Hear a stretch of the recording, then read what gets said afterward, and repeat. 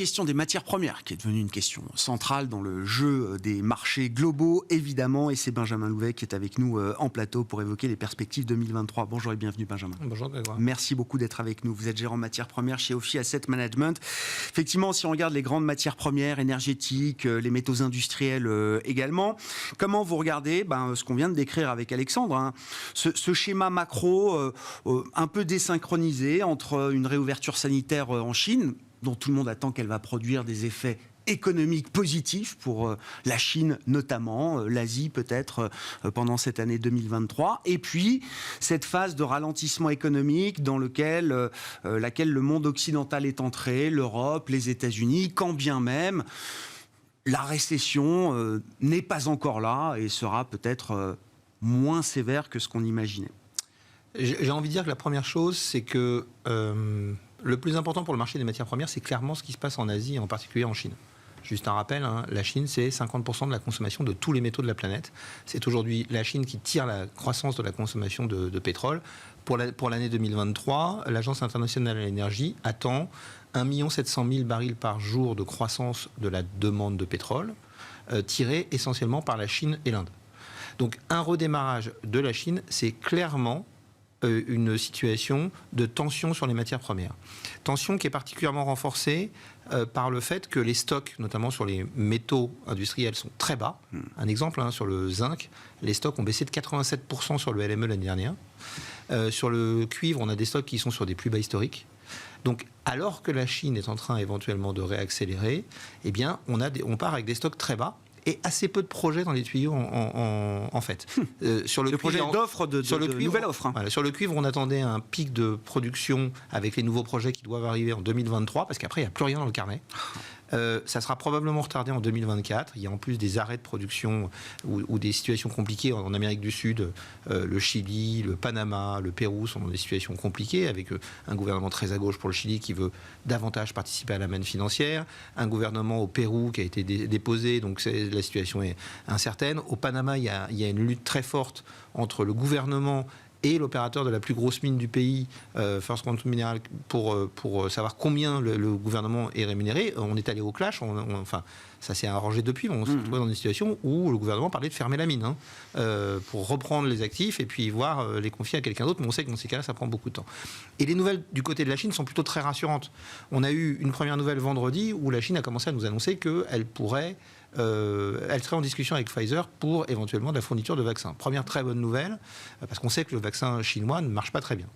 Deuxième bonne nouvelle, il semblerait que le pic épidémique soit en train d'être passé. On a des très bons indicateurs, que ce soit sur la circulation dans les villes, que ce soit sur les vols intérieurs. La fréquentation a nettement augmenté, sur les fréquentations des cinémas aussi. Et puis, à côté de ça, on voit les ventes de terrain dans les grandes villes repartir très fortement à la hausse. On est au plus haut depuis 1 an. Donc ça repart vraiment à la hausse. Et puis on a ce matin le gouvernement chinois qui nous dit qu'il va augmenter son déficit budgétaire et qu'il va mettre en place des nouvelles mesures de soutien pour le secteur immobilier. Donc tout ça participe d'une reprise de la consommation. Et cette reprise de la consommation devrait, d'une part, compenser l'hiver très doux qu'on a, qui a baissé la consommation d'énergie en Europe très fortement, c'est un fait. Et puis, le fait qu'on a actuellement une récession qu'on attendait et qui finalement tarde à venir, voire même sera moins profonde que prévu. Donc tous ces éléments sont des gros facteurs de soutien. Et tout mis bout à bout, sur les énergies, malgré la très forte, l'hiver très doux qu'on connaît, la reprise de la Chine devrait largement compenser ce fait. Et on devrait se retrouver avec des prix d'énergie qui restent élevés. Sur le gaz, peut-être que ça devrait se détendre un petit peu à court terme, mais il va falloir voir comment la situation vit le reste de l'année, parce qu'il va falloir qu'on constitue nos stocks, même si on partira de moins bas pour l'année prochaine, et ça risque d'être un peu compliqué. Donc une situation qui est plutôt très positive pour le marché des matières premières. Des prix qui restent élevés, qu'est-ce que ça veut dire? Est-ce qu'on peut caractériser un petit peu le niveau de prix par lequel on peut passer au cours de cette année 2023? Alors pour moi, le prix du pétrole devrait se stabiliser quelque part aux alentours de $90. Il y a un danger également à le voir trop bas trop longtemps, parce que je pense que l'OPEP pourrait décider d'une nouvelle intervention, d'une nouvelle réduction de production, si les prix restaient durablement bas. L'OPEP a clairement indiqué que tout avait un prix et que la sécurité énergétique avait un prix. Et ça veut dire que si on veut maintenir une capacité de production de pétrole qui est en ligne avec la demande qui continue à augmenter, qui va faire un nouveau plus haut historique cette année, on parle de transition énergétique, mais il faut avoir conscience que la consommation de charbon a battu un record en 2022 et que la consommation de pétrole va battre un record en 2023.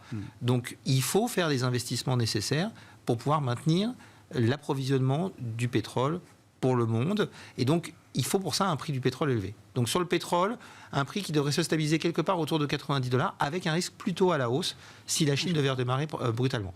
Sur le gaz, c'est beaucoup plus difficile à dire, mais si la Chine redémarre brutalement, la Chine est un très gros consommateur de gaz naturel liquéfié, et donc ça va faire concurrence avec l'Europe. Et donc, on va probablement voir les prix du gaz repartir à la hausse, du LNG, qui est aujourd'hui une de nos principales sources pour nous diversifier par rapport à la Russie. Sur les métaux, je pense qu'on est au début du super cycle qu'on attend depuis quelques temps sur les métaux, parce qu'on accélère sur la transition énergétique, que la transition énergétique, c'est une consommation de métaux absolument incroyable. On parle de multiplication par 20, par 30, par 40 des consommations de métaux. Le CNRS, je le rappelle toujours, a dit que dans les 30 ans qui viennent, on va consommer autant de métaux que depuis le début de l'histoire de l'humanité. Donc c'est sur les métaux industriels, pour moi, qu'il y a le plus de potentiel. Et sur l'or... Attendez, sur les métaux industriels... Non, mais... Ah non, je veux pas aller plus vite. Non, mais je vous écoute religieusement, Benjamin. Mais sur l'offre de métaux, moi, ce qui me frappe, c'est que effectivement, l'année 2022 a été sans doute une année marquante avec l'accélération des investissements vers la transition énergétique, l'électrification effectivement de nos industries, de nos économies, etc. Mais sur le plan de l'offre, c'est une catastrophe. Rien ne se passe. Rien ne se passe. Les compagnies minières ne réinvestissent pas. On parle de la voiture électrique, de tout ça, etc. On sait que on en aura je ne sais combien de millions à horizon 2030-2035 en Europe. Sur la partie offre, on estime que dans le secteur de l'offre, il faudrait investir à peu près 160 milliards de dollars par an. Aujourd'hui, on investit à peu près la moitié de ça. Et même la remontée récente qu'on a connue des prix de ces métaux, avec la reprise post-Covid qui avait... Ça n'a pas rouvert de projet ? Ça n'a pas rouvert de projet. Le carnet de projets pour le cuivre est vide. Tous les analystes disent... Benjamin, il y a des financiers, des gens qui voient bien quand même l'intérêt qu'il peut y avoir, surtout vu la durée de la mise en place d'une nouvelle mine de cuivre. Alors, on a deux choses. Ce sont des investissements très longs, d'abord, ça met du temps. Une mine, en moyenne dans le monde, ça met 17 ans entre le moment où vous décidez d'ouvrir une mine et le moment où cette mine... Donc il ne faudrait pas avoir un décalage de phase. C'est un des gros problèmes, c'est ce que j'appelle la tragédie des horizons. C'est qu'on va avoir un décalage de phase pour l'approvisionnement en métaux, et c'est ce qui nous fait penser que le prix de ces métaux devrait beaucoup monter. Il y a des contraintes ESG de plus en plus fortes. L'activité minière est polluante, certes. Alors je rappelle toujours, parce qu'il faut quand même garder les choses en tête, le pétrole est responsable de... Enfin, les énergies fossiles sont responsables de 70% des émissions de la planète. Les métaux dans leur ensemble, scope 1, 2 et 3 tiers, production et utilisation de ces métaux, de la mine jusqu'au démantèlement, sont responsables de 11 à 13% selon les estimations de toutes les émissions de la planète, sachant que là-dedans, 70% c'est l'aluminium, et c'est l'acier, et 20% c'est l'aluminium.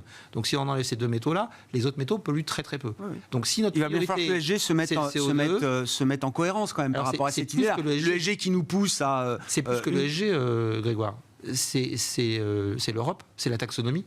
Aujourd'hui, ces métaux ne sont quasiment pas cités, l'aluminium un petit peu, l'acier un petit peu, mais ne sont quasiment pas cités dans la taxonomie. Il est nécessaire, Philippe Varin l'avait dit dans son rapport qu'il avait rendu à Emmanuel Macron en janvier l'année dernière, il faut intégrer l'industrie minière dans la taxonomie, sous contrainte d'émissions éventuellement, mais il faut l'intégrer parce que sans ça, les métaux seront l'angle mort de la transition énergétique. Tant que ce ne sera pas écrit dans la taxonomie européenne et ses évolutions, il n'y a pas de chance que des investissements viennent soutenir l'offre. Dans toutes les sociétés d'investissement, vous avez la plupart des gros groupes miniers, Vale et autres, qui sont dans les listes sous surveillance, parce qu'il y a toujours un barrage qui cède, il y a toujours un problème sur la mise en place d'un chantier avec des populations locales. Le risque de controverse est donc le risque de controverse est beaucoup trop gros. Donc tant qu'on n'aura pas fléché les investissements au niveau politique vers cette direction, déclencher l'investissement sera très compliqué.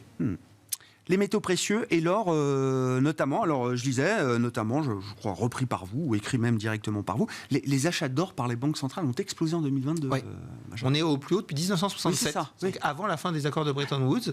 On avait fait 2 très belles années en 2018 et 2019, où on avait dépassé les 600 tonnes d'achats, ce qui était un record depuis la fin des accords de Bretton Woods.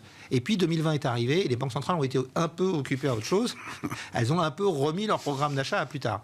Mais là, en 2022, elles ont recommencé un peu en 2021. Et là, en 2022, elles sont parties très sérieusement puisque on a déjà plus de 750 tonnes d'achats, alors qu'on n'a pas les chiffres pour toute l'année. Hein. On était à 600, un peu plus de 650 tonnes à la fin du troisième trimestre. Depuis, on sait que la Chine a acheté massivement 32 tonnes en octobre et 30 tonnes en novembre. C'est intéressant parce que la Chine n'avait pas acheté d'or depuis septembre 2019 et la Chine ne communique pas toujours sur ses achats d'or. Là, elle recommence à acheter. Donc ça, c'est intéressant. Et elle le dit. Donc ça, c'est intéressant. Si la Chine se met sur un rythme comme celui-là, ça fait 360 tonnes par an, 30 tonnes par mois. Hein.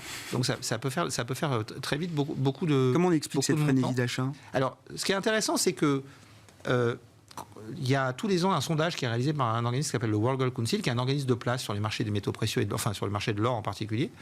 Et ils interrogent les banques centrales pour savoir quelle est leur perception du marché de l'or. Ils interrogent, je crois, un peu plus de 50 banques centrales, réparties dans les pays développés, dans les pays émergents, et ils leur demandent ce qu'ils veulent faire sur l'or. Le dernier sondage a eu lieu en juillet 2022, et la réponse était que 25% des banques centrales voulaient augmenter leur allocation à l'or dans les 12 prochains mois. 0% des banques voulaient réduire leur allocation à l'or dans les 12 prochains mois. Ce qui est encore plus intéressant, c'est que quand on leur demandait pourquoi, elles répondaient deux choses majoritairement. La première, c'est que l'or ne présente pas de risque de contrepartie. Dit autrement, l'or n'est la dette de personne et ne risque pas de faire faillite. Ce qui est intéressant sur la perception des dettes des autres États. Tôt, oui. On parle du FMI qui a lancé un avertissement à la France. C'est vrai qu'il y a des questions qui peuvent se poser quand on arrive sur les niveaux d'endettement où on est aujourd'hui. L'épisode britannique est passé par là aussi. Exactement. Et à côté de ça, la deuxième raison, c'est que donnent les banques centrales, c'est les taux d'intérêt réels vont rester bas. Je vous rappelle que ce qui compte pour l'or, ce sont les taux d'intérêt réels, c'est-à-dire taux d'intérêt nominaux moins l'inflation. Donc elle ne considère pas que le choc de taux réel qu'on a observé va être permanent. En fait, je pense qu'elle considère que, d'ailleurs les taux réels ont commencé à rebaisser assez fortement aujourd'hui, elle considère, je pense à juste titre, je vous rappelle juste que c'est les banques centrales qui font les politiques monétaires. Hein. Oui. C'est intéressant de les voir acheter de l'or. Oui. Elle considère qu'avec les niveaux d'endettement des États aujourd'hui, vous ne pouvez pas remonter les taux réels sur des niveaux élevés. Vous pouvez remonter les taux nominaux s'il y a de l'inflation, mais les taux réels vont rester bas. Et donc ça garde un avantage concurrentiel alors. Je pense aussi qu'on est en train de réaliser progressivement que l'inflation est beaucoup plus pérenne que ce qu'on croit, pour plusieurs raisons. D'abord parce qu'une grosse partie de cette inflation, on en a déjà parlé, vient de problématiques d'offres, et que ça, vous ne réglerez pas les problématiques d'offres en levant les taux. En augmentant les taux, vous réduisez aussi le développement de l'offre, parce que faire un projet minier coûte plus cher. Bien sûr. Donc ça, c'est un deuxième problème. Et puis, parce que la transition énergétique va coûter de l'argent, je crois qu'on est en train de le réaliser. Ça fait plusieurs années qu'on en parle. Je crois qu'on est en train de le réaliser. Faire des ENR est indispensable, mais il ne faut pas dire que ça ne coûtera pas d'argent. Et donc, je pense qu'à un moment ou à un autre, le marché est peut-être en train de se dire, moi c'est ma conviction, que les banques centrales n'auront d'autre choix que de changer leur ancrage d'inflation et de revoir leur objectif d'inflation plutôt aux alentours de 3 et 3,5. Elles auront une bonne excuse pour le faire sans perdre leur crédibilité, qui est de dire on a une transition énergétique à réaliser, elle est inflationniste, donc on doit revoir nos objectifs d'inflation à la hausse. Et donc ça dévaloriserait automatiquement les taux réels, c'est très positif pour l'or. Donc on pense que l'or a le potentiel de retrouver ses plus hauts historiques cette année. Dépasser les 2000 $. Oui, c'est ça. Merci beaucoup Benjamin. Benjamin Louvet pour cet éclairage sur le compartiment des matières premières, gérant matières premières chez Ophi Asset Management, qui était l'invité de Smart Bourse à la mi-journée sur Bismart.